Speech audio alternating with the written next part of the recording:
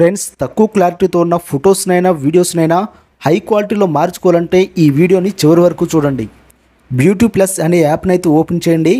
Open చేస్తే మీకు ఈ విధంగా ఓపెన్ అవుతుంది. ఈ యాప్ ఓపెన్ చేసిన తర్వాత కొన్ని ఫీచర్స్ అయితే చూపిస్తాయి మనకి.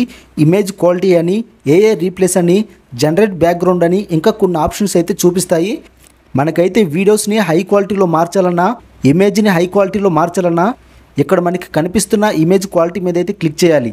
క్లిక్ చేసిన తర్వాత ఇక్కడ ఏఏ repair, ultra HD, portrait enhancer, ఏఏ కలరింగ్, షార్ప్ అండ్ టిక్స్ అని కనిపిస్తున్నాయి కదా. ఏఏ రిపేర్ అనే ఫస్ట్ ఆప్షన్ ఉంది కదా, ఈ ఏఏ రిపేర్ మీద క్లిక్ చేయాలి. క్లిక్ చేసిన తర్వాత ఇక్కడ ట్రై నౌ అని కనిపిస్తుంది కదా, ట్రై నౌ మీద క్లిక్ చేసి మీకు ఏ వీడియో అయితే, ఏ ఇమేజ్ అయితే హై క్వాలిటీలో రావాలో ఆ ఇమేజ్నైనా ఆ వీడియోనైనా సెలెక్ట్ చేయండి.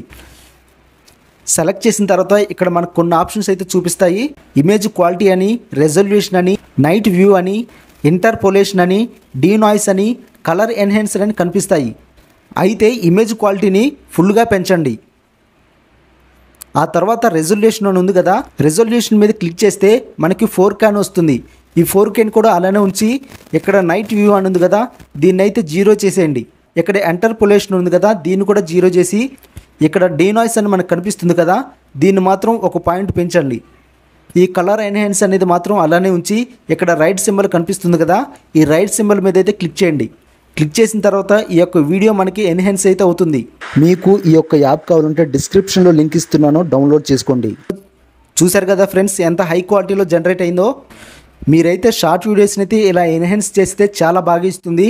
లాంగ్ వీడియోస్ అయితే చాలా లేట్ అయితే అవుతుంది.